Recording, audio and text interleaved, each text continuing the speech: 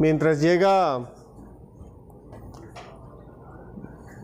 espero que mientras llegue la tablet podemos seguir empezando. Durante estas semanas que faltan para llegar a Semana Santa, voy a compartir sobre la época de la Cuaresma, el tema va a ser la Cuaresma y diferentes subtemas.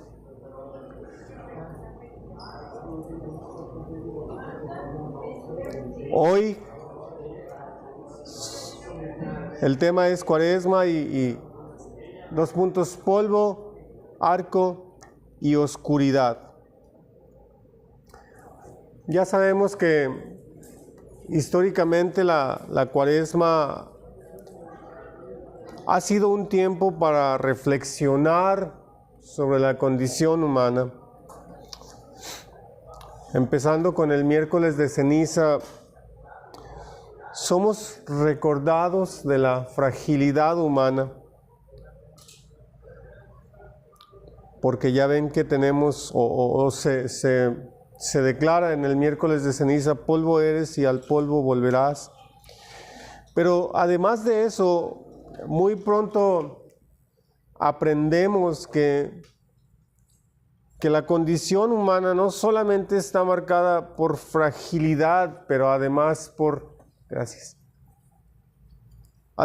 una profunda depravación. Voy a cambiar, ¿ok?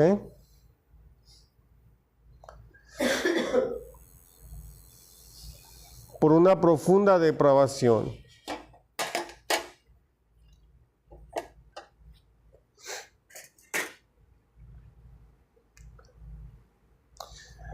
En los primeros capítulos de la Biblia y particularmente de Génesis, encontramos a un Dios creador. Empieza con la creación. En el principio Dios creó los cielos y la tierra, y luego hace una narración de las diferentes cosas que va haciendo durante los días de la semana, y en el capítulo 2 aún se dedica a darnos con detalle la creación del humano, la corona de la creación.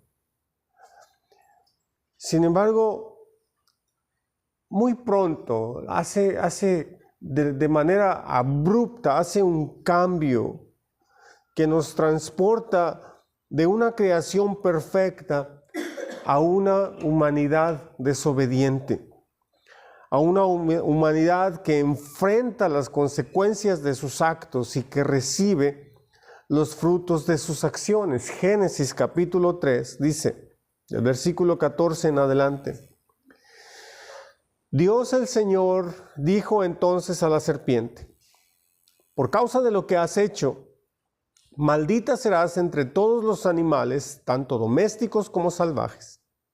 Te arrastrarás sobre tu vientre y comerás polvo todos los días de tu vida. Pondré enemistad entre tú y la mujer, y entre tu simiente y la de ella.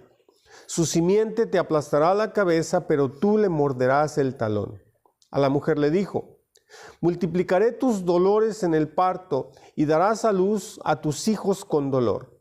Desearás a tu marido y él te dominará. Al hombre le dijo: por cuanto le hiciste caso a tu mujer y comiste del árbol del que te prohibí comer, maldita será la tierra por tu culpa. Con penosos trabajos comerás de ella todos los días de tu vida. La tierra te producirá cardos y espinas, y comerás hierbas silvestres. Te ganarás el pan con el sudor de tu frente, hasta que vuelvas a la misma tierra de la cual fuiste sacado, porque polvo eres, y al polvo volverás. Hoy en la mañana me estaba dando cuenta que Dios dedica 2 versículos para maldecir a la serpiente, uno para maldecir a la mujer y 3 para maldecir al hombre. ¿Les parece justo? Porque fue la mujer la que, como quien dice, fue engañada y es la que recibe menos. Ayúdenme a entenderlo. Alguien me decía al final, como diciendo, ¿cómo es que no lo entiendes? Me decía, es que Eva fue engañada, pero Adán tomó la decisión de hacerlo. ¿Me explico? Es diferente. Y yo sé comprendo eso, nada más. Estaba reflexionando en el asunto en la mañana y dije, Después de Génesis 1 y 2, que vemos la creación perfecta de Dios, en el capítulo 3, nos encontramos con un Dios que maldice. Dios responde de una forma muy decidida a la desobediencia de Adán y Eva y a la traición de la serpiente. Y con el pronunciamiento de cada maldición hay una especie de pérdida o una reversión de lo que fue la hermosa obra creativa de Dios. Adán, creado del polvo, ahora es destinado a volver a él. Eva, que fue creada a partir de Adán, ahora es destinada a ser dominada por él. La serpiente, que era la más astuta de todos los animales salvajes, ahora es humillada a arrastrarse sobre su vientre y a tragar polvo por el resto de su vida. Literalmente nos damos cuenta cómo el pecado afecta a toda la creación. Toda. La Escritura nos habla de que como humanos tenemos la tendencia y el deseo de pasar por alto nuestros pecados. Sin embargo, Dios no responde a la ligera a nuestro pecado, porque por el pecado entró la muerte al mundo y todas las formas de dolor, sufrimiento y desesperación. Sin embargo, la peor parte, la peor maldición caería sobre un hombre diferente varios miles de años más tarde. Y Pablo lo expresa así en Gálatas capítulo 3. Cristo nos redimió de la maldición de la ley, hecho por nosotros maldición, pues escrito está, maldito todo el que es colgado en un madero. Jesús tomó sobre sí mismo la maldición para redimir el estado de la humanidad.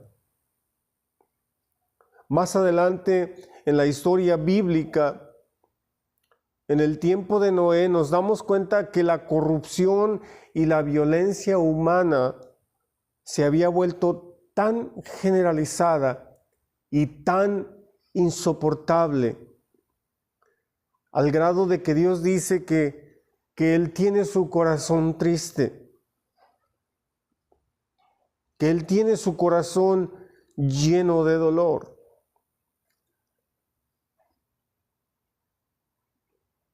Que el Dios Todopoderoso sea retratado arrepintiéndose de la creación del hombre, expresa de una forma muy poderosa la pecaminosidad del pecado. Sin embargo, lo que más duele es que cuando la Biblia habla de la maldad y de la pecaminosidad del pecado y la humanidad, no lo hace de forma abstracta, pero lo hace de forma personal. Habla de mi pecado, de su pecado. Habla de mi corazón malo o con la tendencia a la maldad. Habla de mi forma o mi estilo de vida contrario a la voluntad de Dios. Y aún en medio de la penumbra y con las secuelas de la tormenta del juicio de Dios, podemos ver el brillo de la esperanza a través de ella, porque Noé mira hacia arriba, mira hacia el cielo contra las nubes grises de la tormenta y mira la gloria deslumbrante del arco iris que emerge y que surge justo donde la tormenta y el sol se encuentran.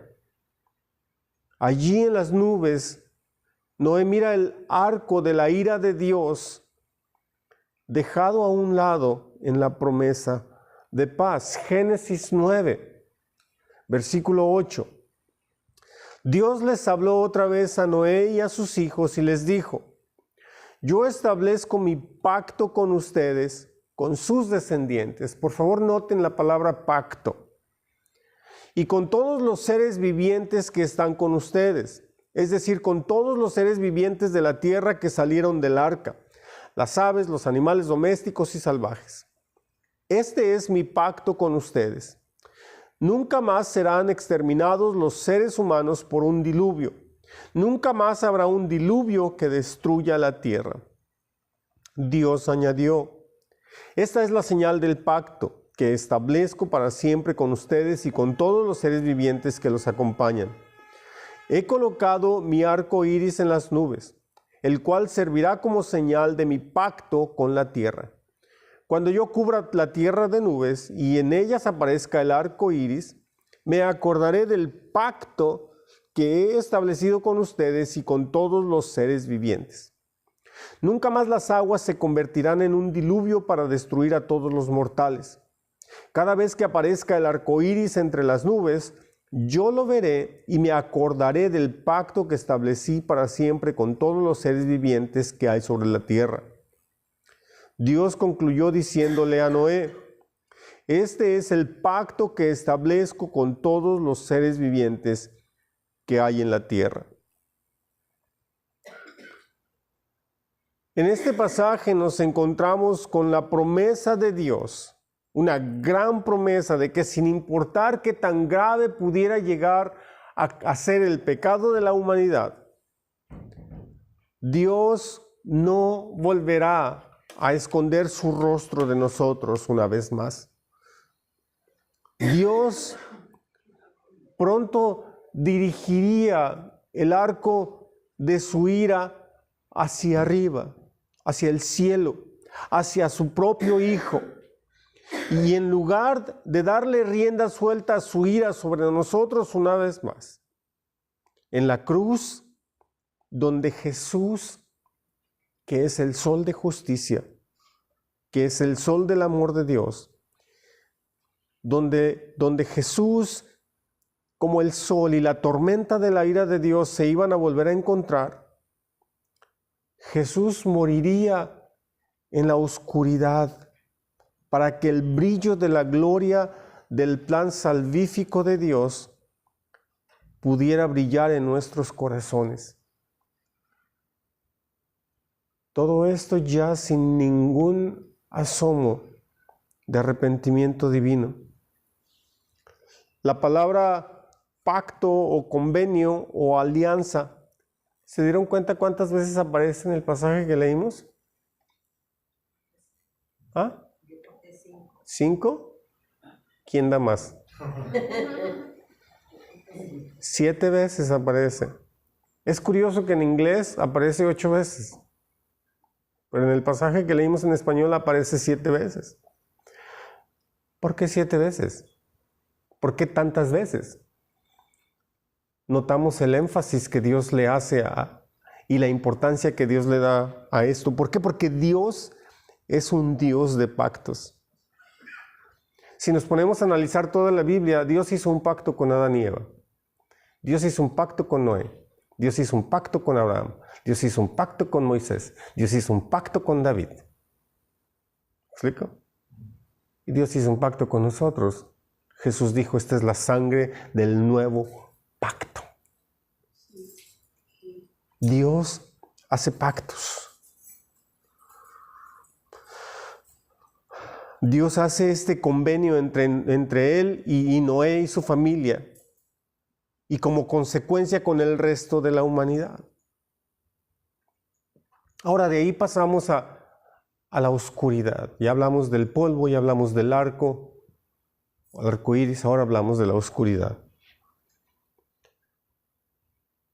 En el capítulo 15 de Génesis se muestra uno de los episodios más no notables, sino más macabros en la vida de Abraham. Si leemos el capítulo 14 de Génesis, vemos a Abraham que va a rescatar a su sobrino Lot. Cuando Lot vivía en la tierra o en la región de Sodoma y Gomorra, y un rey que se llamaba Kedorlaomer, un nombre diferente, en alianza con otros reyes van y atacan Sodoma y Gomorra donde vive Lot, y se llevan los cautivos y se llevan el botín. Abraham es informado, va, los rescata, ¿sí? Al ofrecerle un pago por su trabajo de rescate, los reyes que iban con Lot, Abraham dice, no, lo único que quiero es lo que se comió mi gente, eso es todo. Fuera de ahí no quiero paga. Y se va, se regresa. Inmediatamente después, en el capítulo 15, Dios habla con él. Génesis 15:1 dice, después de esto, la palabra del Señor vino a Abraham en una visión. No temas, Abraham, yo soy tu escudo y muy grande será tu recompensa. Luego vemos a Dios reiterando su promesa de bendición a Abraham. Ahora, recordemos que Abraham era un nómada, ¿sí? No tenía dónde vivir. Tardé un tiempo, pero mi papá y mi mamá me decían que yo parecía judío errante, porque vivimos en Aguascalientes, en Fresnillo, Aguascalientes, Calera, Zacatecas, Fresnillo, Zacatecas, Mazatlán, Ciudad Juárez, Nuevo México, El Paso y luego Puerto Vallarta. Y decía mi mamá que parecía judío errante, como Abraham. En fin, para Abraham, una promesa, siendo nómada, una promesa de poseer una tierra puede ser reconfortante, pero también puede ser difícil de creer. Entonces, Dios habla con Abraham. En el capítulo 15, también vamos a leer ahorita en un momento, en el versículo 7, Dios le dice, esta tierra va a ser tuya. Y la reacción natural de Abraham, otra vez recordando que es un nómada, la reacción natural es, Señor, ¿y yo cómo sé? Pregunto, ¿acaso no es Abraham considerado el padre de la fe? ¿Acaso no es considerado el padre de todos los creyentes? Entonces, ¿por qué pregunta? ¿Ustedes nunca tienen dudas? Sí, muchas veces. ¿Aprecia Dios más la apariencia que la honestidad? Por supuesto que no. Dios quiere la honestidad, la transparencia. Y Abraham es totalmente honesto. Si es el padre de los creyentes y el padre de la fe, Dios le dice, Abraham, te voy a dar esto. ¿Y yo cómo sé?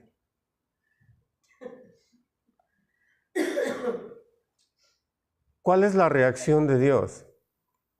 Tal vez la reacción de un padre normal como nosotros es abofetear a nuestros hijos, decirle, ¿cómo te atreves a dudar de lo que yo digo? ¿Hace Dios lo mismo? No, claro que no. No es sorprendente tanto la petición de cómo voy a saber, sino la reacción de Dios. Es lo verdaderamente sorprendente. Y Dios reacciona haciendo un pacto con Abraham. Pero hace un pacto de modo que no le quede a Abraham la menor duda de que lo entienda perfectamente bien. Génesis capítulo 15. Dios le pide a Abraham sacrificios. Versículo 7. Además le dijo, yo soy el Señor que te hice salir de Ur de los Caldeos para darte en posesión esta tierra. Pero Abraham le preguntó, Señor y Dios, ¿cómo sabré que voy a poseerla? El Señor le respondió, tráeme una ternera, una cabra y un carnero, todos ellos de 3 años, y también una tórtola y un pichón de paloma. Abraham llevó todos estos animales, los partió por la mitad y puso una mitad frente a la otra. pero a la vez a las aves no las partió. Y las aves de rapiña comenzaron a lanzarse sobre los animales muertos, pero Abraham las espantaba. Al anochecer, Abraham cayó en un profundo sueño y lo envolvió una oscuridad aterradora. Versículo 17. Cuando el sol se puso y cayó la noche, aparecieron una hornilla humeante y una antorcha encendida, las cuales pasaban entre los animales descuartizados. En aquel día el Señor hizo un pacto con Abraham. Abraham trae los animales para los sacrificios, los divide en dos y luego los dispone o los acomoda o los presenta delante de Dios. Es interesante que el escritor de Génesis deja muy claro que conforme se va ocultando el sol, Abraham no solamente se queda dormido, sino que experimenta una terrible y gran oscuridad. Por eso decía que es uno de los capítulos más macabros en la vida de Abraham. En medio de toda esa oscuridad, déjenme les menciono algo. Cuando Dios llama a Abraham, Abraham tenía 75 años, su esposa tenía 65. Eso ocurre en el capítulo 12 de Génesis. En el capítulo 15 de Génesis han pasado 10 años de la promesa. ¿Cuántos tenía Abraham? 85, Sara 75. Y Dios vuelve a decirle, van a tener un hijo y tarará. ¿Me explico el contexto de qué estaba pensando Abraham? ¿Cómo, Señor? ¿Cómo? De hecho, si leemos los otros versículos, entre el versículo 1 y el versículo 7, Abraham le dice a Dios, Señor, ¿para qué quiero esto? De todos modos, mi heredero va a ser el esclavo. Y Dios le vuelve a repetir que va a tener un hijo, etcétera, etcétera. Abraham enfrenta este episodio de terrible oscuridad. No era una oscuridad física nada más, sino también espiritual. En medio de esa densa oscuridad, dice que pasa una hornilla humeante y una antorcha encendida entre los sacrificios, entre los animales sacrificados. Y el episodio oscuro termina con Dios o con la Escritura diciendo, en aquel día el Señor hizo un pacto con Abraham. ¿Qué es lo que pasa aquí? En el Antiguo Oriente, cuando hacían un pacto, dos partes en algunas ocasiones, traían un sacrificio, ¿sí? Lo dividían en dos, la víctima, y en medio de la víctima pasaban las dos partes que estaban involucradas en el convenio. Y la razón era la siguiente, que si uno era como promulgar una penalidad, que si uno no cumplía con el trato, le iba a ir igual que a esa víctima. Las personas, al hacer un pacto y al pasar en medio de las víctimas ya sacrificadas, estaban diciendo que estaban dispuestos a honrar ese acuerdo a una costa de su vida y que si no lo hacían, su destino iba a ser igual que el de las víctimas que estaban sacrificadas. En medio de la oscuridad de la noche, Abraham ve una hornilla y ve una antorcha que pasan entre los sacrificios. Esta hornilla y esta antorcha representan a Dios, Dios pasando entre las víctimas. Pero yo les pregunto, ¿qué pasó con Abraham? ¿Pasó entre las víctimas? No. Tal es la promesa de bendición que Abraham no es requerido que pase por en medio de las víctimas. Es Dios haciendo el pacto con Abraham. Y Abraham creyó. Abraham le creyó a Dios. A pesar de la oscuridad, creyó. Muchas veces en los episodios más oscuros de nuestra vida, a nosotros se nos dificulta creer. Anoche proyectábamos una película con un grupo de adolescentes y tal vez la han visto, se llama El cielo es real o Heaven is for real. Y habla de un pastor que su hijo un día de repente enferma, si no lo han visto, enferma de apendicitis, y entra a quirófano. Y cuando está en quirófano, Dios lo lleva al cielo. Está basado en una historia real. El niño dice que sale de su cuerpo y puede ver a su mamá allá llorando y hablando por teléfono pidiendo oración, y puede ver acá a su papá renegando y reclamándole a Dios por lo que le pasa. Va al cielo, conoce a su abuelo, conoce a una hermana de él que murió entre él y su hermana mayor.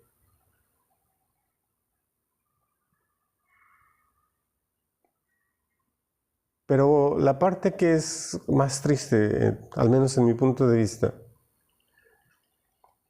es que en la etapa o en la época oscura que enfrenta este pastor,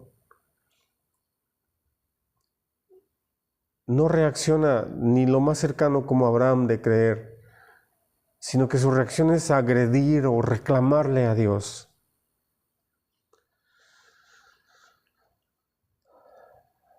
Dios no nos hizo pasar por en medio de las víctimas, pero Él pasó en medio de las víctimas sacrificadas y ratificó su pacto. Más adelante, los escritores de los evangelios nos cuentan que cuando Jesús murió, hubo una oscuridad sobre la tierra. ¿Recuerdan la historia? Desde el mediodía hasta las 3 de la tarde. Los científicos, astrólogos le llaman un eclipse total de sol en el Medio Oriente, que duró 3 horas. Dios hace un sacrificio con el fin de honrar y ratificar sus promesas con nosotros. Es un recordatorio para nosotros de que Jesús fue llevado a la tumba para darnos los cielos, de que Jesús estuvo aislado para darnos un hogar y de que Jesús experimentó una profunda oscuridad para traernos a la luz. Esta promesa debería ser para nuestra esperanza y fortaleza de que el Dios de Abraham nos ha incluido en su pacto. Ha pagado la deuda de nuestros pecados y nos ha dado una promesa de vida. Jesús, el Hijo de Dios, tomó nuestro lugar de castigo en la cruz para heredarnos su perdón y su bendición.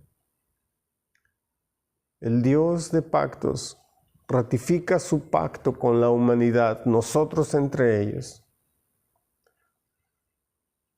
donde nos hereda perdón y vida.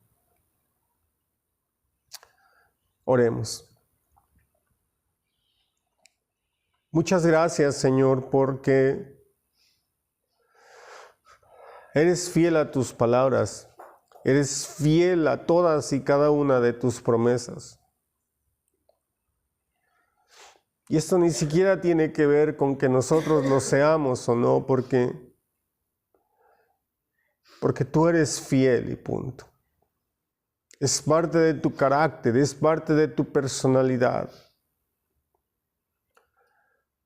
Gracias, Señor, por una creación perfecta y maravillosa y por no darte por vencido en nosotros, que al pecar contra ti no nos dejaste a nuestra suerte, sino que extendiste tu mano para salvarnos. Y en ningún momento te has arrepentido ni te arrepentirás de hacerlo. Por favor, bendice a cada uno de los que estamos aquí con tu presencia, con tu gracia, con tu fortaleza, con tu sabiduría. y en cualquier manera que cada quien lo necesitemos. Bendícenos, por favor, Señor, y ayúdanos para que podamos ser de bendición para muchos más. En el nombre de Jesús. Amén.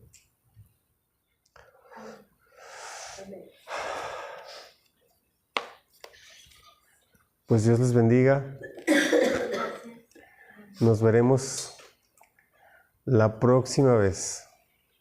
¿De acuerdo? El próximo domingo, después del servicio en la mañana, habrá un servicio de adoración en la noche, a las 5. Si desean ser parte de él, hagan sus planes. Después del servicio va a haber buffet mexicano aquí mismo. Este buffet cuesta 300 pesos. Entonces, avísenos por favor si quieren estar. Para hacer los planes tenemos que avisarle al hotel sobre eso. ¿De acuerdo? Dios les bendiga.